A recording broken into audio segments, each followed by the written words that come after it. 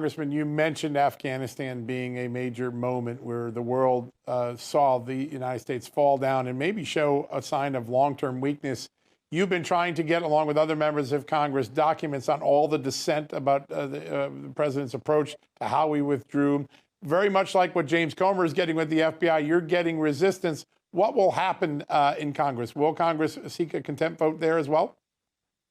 Well, you're exactly right, John. The same thing that we're seeing with the FBI trying to, at first, prevent the congressional inquiry and request. They then tried to grant only the chairman and the ranking member to see the document. This is the same thing that Secretary Blinken tried to do in the State Department.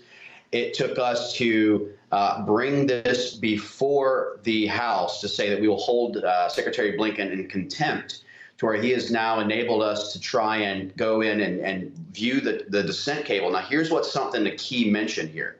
When I talked to a woman who has worked in the State Department for over 16 years, and she's responsible for the filing of these cables, she told me that she has only ever seen a dissent cable which has one, maybe two signatures at most.